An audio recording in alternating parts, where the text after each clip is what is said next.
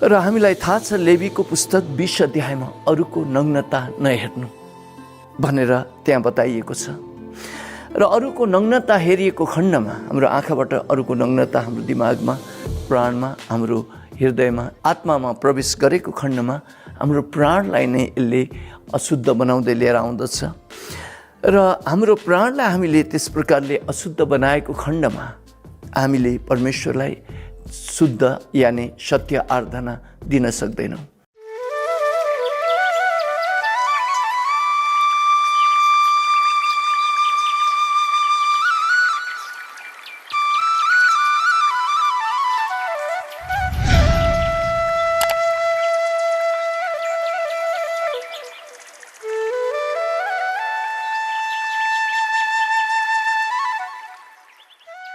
जय मसीह की।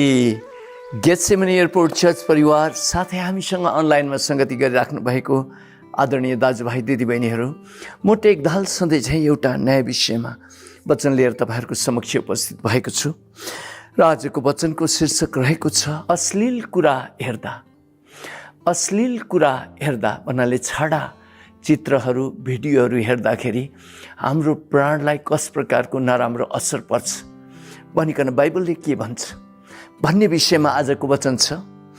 र मत्तीको पुस्तक 5 अध्यायको 27 पददेखि 30 पदसम्म प्रभु येशू जो सृष्टिकर्ता परमेश्वर धरतीमा मानव रूप लिएर आउनु हुँदाखेरि उहाँले यसो भन्नुभयो, तिमीहरूले यसो भनेका सुनेका छौ, तैँले व्यभिचार नगर। 28 पद, तर म तिमीहरूलाई भन्दछु, जसले कोही स्त्रीलाई काम वासनाको इच्छाले हेर्दछ त्यसले अघिबाटै आफ्नो हृदयमा त्यससँग व्यभिचार गरिसकेको हुन्छ। यदि तिम्रो दाहिने आँखाले तिमीलाई पाप गर्न लगाउँछ भने त्यसलाई निकालेर फ्यालिदेऊ, किनभने तिम्रो सम्पूर्ण शरीर नरकमा फालिनुभन्दा बरु तिम्रो अङ्गहरूमध्ये एउटा गुमाउनु तिम्रो निम्ति हितकारी हुन्छ। तिम्रो दाहिने हातले तिमीलाई पाप गर्न लगाउँछ भने त्यसलाई काटेर फ्याँकिदेऊ, किनभने तिम्रो सम्पूर्ण शरीर नरकमा जानुभन्दा बरु तिम्रो अङ्गहरूमध्ये एउटा गुमाउनु तिम्रो निम्ति हितकर हुन्छ भनिकन यस खण्डमा बताइएको छ।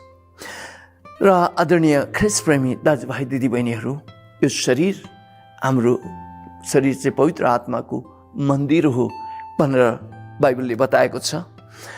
र यो शरीर पापी स्वभावको भए तापनि हामी भित्र पवित्र आत्मा परमेश्वर बस्नुहुने भएको कारणले गर्दाखेरि यो शरीर पवित्र आत्माको मन्दिर भएको छ। र यो शरीरलाई हामीले हेरेर सुनेर हाम्रो शरीरलाई, दिमागलाई, हाम्रो प्राणलाई, हाम्रो आत्मालाई डिफाइल, अशुद्ध हामीले गरिएको खण्डमा हामीले आफूलाई नै नाश गर्दछौँ भनेर बाइबलले यो स्पष्ट हामीलाई देखाएको हो।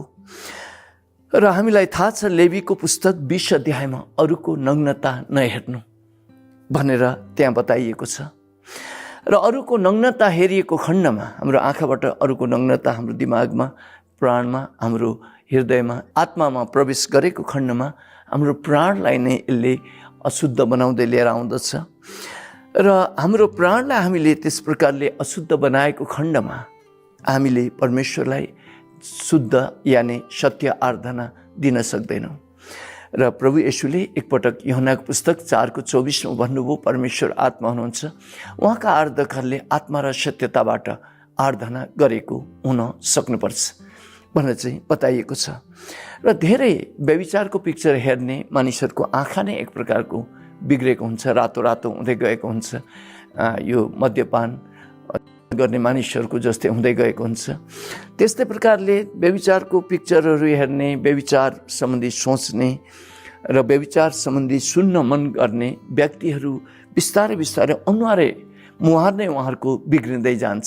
कारण भित्र असाध्य दोषी महसुस दुष्ट आत्माले त्यो व्यक्तिको हृदयमा हालिसकेको हुँदछ। सृष्टिकर्ता परमेश्वरले यो भन्नुभएको छ पुरानो करारमा, नयाँ करारमा, म पवित्र छु जसरी म जस्तै तिमीहरू पनि पवित्र हौ भनिकन उहाँले यो स्पष्ट गर्नुभएको छ। र हामीले प्रस्थानको पुस्तक 20 अध्यायको 14 पदलाई अध्ययन गर्दाखेरि त्यहाँ 10 आज्ञा मध्ये 7औं आज्ञा, जो 10 आज्ञाको 7औं आज्ञा चाहिँ व्यभिचार नगर भनेर चाहिँ परमप्रभु परमेश्वरले त्यो दिनुभएको छ। र त्यसै कुरालाई उद्धृत गर्दै प्रभु येशूले मत्तीको पुस्तक 5 अध्यायको 27 देखि 30 अब व्यवस्थामा त शरीर जोडिएमा मात्र, यानि शरीरले त्यो प्रकारको सँगै संलग्न भएमा मात्र व्यभिचार हुन्थ्यो भने अनुग्रहको समयमा त हेर्दैखेरि पनि व्यभिचार हुन्छ, सुन्दैखेरि पनि व्यभिचार हुन्छ भनिकन प्रभुले यहाँ स्पष्ट भन्नुभयो। र ती कुराहरूले एक व्यक्तिलाई अनन्त नाशमा लिएर जान सक्छ भनेर चाहिँ स्पष्ट गरिएको छ। र कतिजनाको बाइबल अध्ययनमा उहाँहरूले यस प्रकारले सोच्नु भएको छ, अब व्यवस्थाबाट हामी अनुग्रहमा आए पछाडि अनुग्रहले चाहिँ हामीलाई पाप गर्नको लागि लाइसेन्स दिएको छ भन्ने त्यो प्रकारले सोच्नु भएको छ। तर त्यो होइन। अनुग्रहमा त हेर्दैखेरि पनि पाप हुने, सुन्दैखेरि पनि पाप हुने र हाम्रो सोचलाई नै, हाम्रो इन्द्रियलाई नै पनि सफा राख्नुपर्ने कुरा प्रभु येशूले मत्तीको पुस्तक 5 अध्यायको 27 पददेखि 30 पदसम्म यो स्पष्ट गर्नुभएको कुरा मैले अघि नै तपाईँलाई पढेर सुनाइसकेको छु। र व्यभिचार दुष्ट आत्माको एउटा ठुलो हतियार हो। एकपटकको कुरा हो, म त्यतिखेर कलेज पढिरहेको थिएँ र हाम्रो कलेजको साथीहरू चाहिँ हङकङबाट आउनुभयो र उहाँहरूले मलाई पनि उहाँसँग भेट गर्नको लागि लिएर जानुभयो। जाँदाखेरि हामीलाई एउटा घरमा पाहुना स्वरूप हामीलाई त्यो कोठामा राखिएको थियो र त्यहाँ चाहिँ हामीलाई चियाहरू सर्भहरू गर्दै हुनुहुन्थ्यो। त्यो हङकङबाट आउनुभएका हाम्रो साथीहरूको आफन्त मानिसहरू रहेछन् उहाँहरू। अनि कि उहाँहरूकै घर थियो धरानमा, यो 2मा 1 कुन कुरा थियो मलाई स्पष्ट चाहिँ भएन। र त्यो प्रकारले पर्खेर बसिरहेको बेलामा त्यहाँ मेरो साथीहरूले चाहिँ एउटा किताबमा व्यभिचारको नक्साहरू भएको, अश्लील नक्साहरू भएको चाहिँ एउटा ठुलो पत्रिका नै उहाँहरूले साथीलाई दिनुभयो। साथीले हेरिसकेपछि मलाई दिनुभयो र मैले त्यो हेर्दै थिएँ।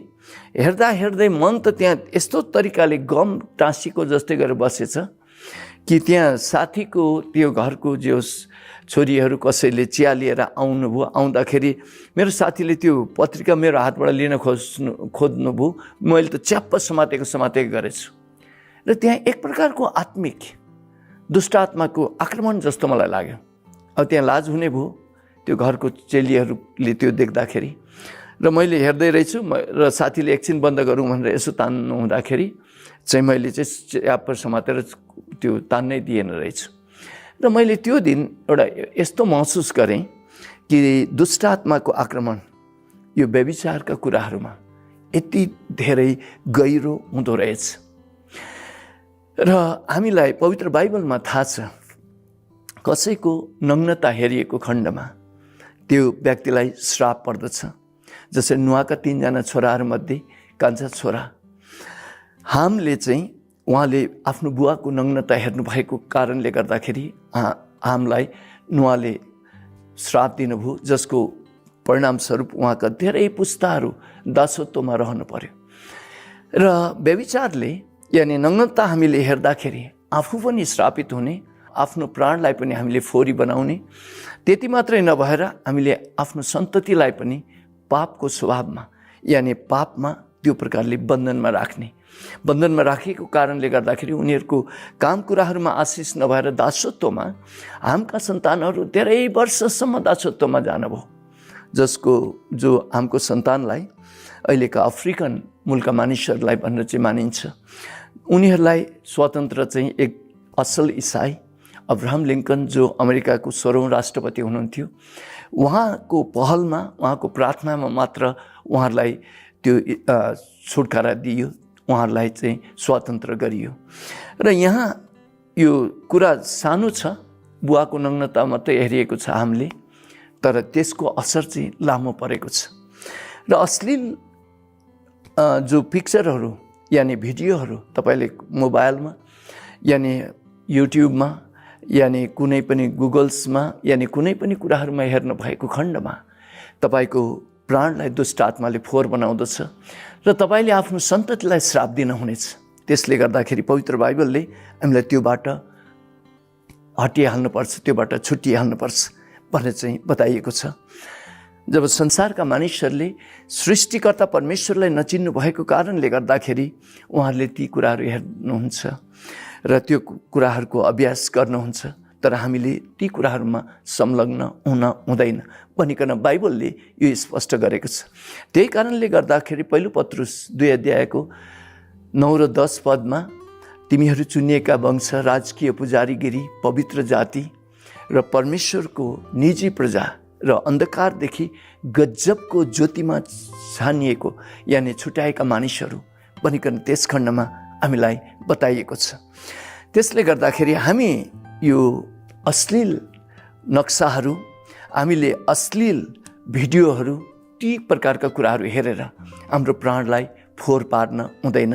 पारिएको खण्डमा हामी आफै पनि श्रापित हुन्छौँ र हाम्रो आउने सन्ततिहरू सबै नै, हाम्रो छोराछोरी, नाता नातिनी लगायत पलाती खलाती लगायत ती सबैलाई नै हामीले श्रापित बनाउन सक्छौँ, जसले भन्नाले हामीले ती आफ्नो पुरा सन्ततिलाई धेरै शताब्दीसम्म त्यसरी उहाँले श्रापित तुल्याउनु भयो। र यो अश्लील कुराहरू हेर्दाखेरि हाम्रो दिमागलाई नराम्रो असर गर्दछ र दिमागलाई नराम्रो असर गर्नुको साथसाथै हृदयमा दोषी महसुसहरू हुँदछ।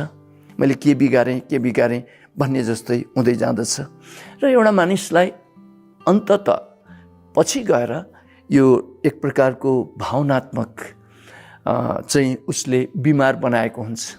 मेन्टल सिकनेसमा त्यो व्यक्तिलाई लिएर गएको हुँदछ। त्यसले गर्दाखेरि बिस्तारै बिस्तारै एक व्यक्ति आत्मिक उसमा एक प्रकारले प्रभुलाई उसले देख्न सक्दैन। अब जो शुद्ध हृदयको छ उसले परमेश्वर देख्नेछ भनिकन प्रभु येशूले मत्तीको पुस्तक 5 अध्यायमा डाँडाको उपदेशमा भन्नुभयो।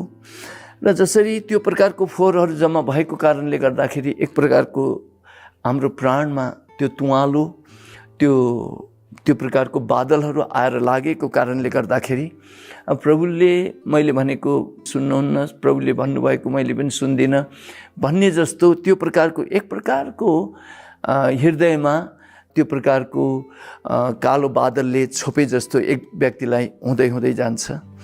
र त्यो पछि त्यो व्यक्तिले विवाहित व्यक्ति हो भने आफ्नो श्रीमती, आफ्नो श्रीमानसँग जो सम्बन्ध राख्न चाहनुहुन्छ, तर त्यो देखिएको पिक्चरहरू र देखिएको भिडियोमा जस्तो त्यतिको मजा आए जस्तो नभएको कारणले गर्दाखेरि त्यो व्यक्तिको सम्बन्ध दुष्ट आत्माले श्रीमानसँग, श्रीमतीसँग बिस्तारै बिगार्दै जान्छ र अरूसँग सम्बन्ध, शारीरिक सम्बन्ध राख्दाखेरि पो अझै मजा आउँछ कि भनेर चाहिँ त्यो प्रकारले उसले ढाँट्न सुरु गर्दछ। र यसरी व्यभिचारका कुराहरू हेर्नु, अश्लील कुराहरू हेर्नु, अश्लील कुराहरू सुन्नु चाहिँ यो दलेलाको फिलामा जसरी सिम्सनले टाउको राख्नु जस्तो नै हो। त्यो पतनतर्फ लाग्नको लागि आफ्नो शक्तिलाई त्यसरी बेच्नु जस्तो नै हो। बिस्तारै बिस्तारै एउटा व्यक्तिको अश्लील कुराहरूको कारणले गर्दाखेरि प्रभु येशूलाई मुक्तिदाता भनेर विश्वास गर्नुभएकै व्यक्तिले पनि यी कुराहरू हेरिराख्नु भएको छ र यी कुराहरूको बानीमा लाग्नु भएको छ भने बिस्तारै बिस्तारै तपाईँको आत्मिक शक्तिहरू खाइदिन्छ, सकिदिन्छ।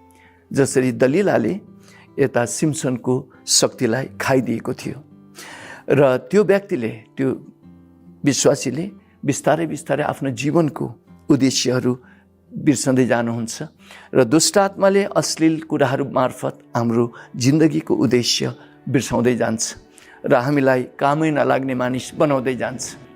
त्यसै कारण हामीले अश्लील कुराहरू हेर्न हुँदैन, सुन्न हुँदैन। हामीले हाम्रो शरीरलाई पनि पवित्र राख्नुपर्छ भन्दै म टेक दाल आजको वचनबाट बिदा हुन्छु। जय मसीह की। आजको हाम्रो कार्यक्रम कस्तो लाग्यो? प्रतिक्रिया दिन नभुल्नुहोला। यदि तपाईँ यस वचनबारे अझै बुझ्न चाहनुहुन्छ या बाइबलीय सन्देश पाउन चाहनुहुन्छ भने तपाईँले हाम्रो च्यानललाई सब्स्क्राइब गर्नुहोस् या हाम्रो कार्यक्रमको नम्बर 01-514-9230 01-514-9230 मा कल गर्न सक्नुहुनेछ। अर्थात् तपाईँ नेपाल बाहिर हुनुहुन्छ भने हामीलाई व्हाट्सएप नम्बर 9766894188 9766894188 नम्बरमा कल वा टेक्स्ट वा मेसेज वा अडियो मेसेज वा इमेल गर्न सक्नुहुनेछ। तपाईँको लागि हामी प्रार्थनामा सम्झनेछौँ। भन्दै नयाँ एपिसोडको साथ हामी फेरि भोलि यसै च्यानल मार्फत नेपाली समय बिहान 7 बजे भेट्नेछौँ। धन्यवाद। जय मसी।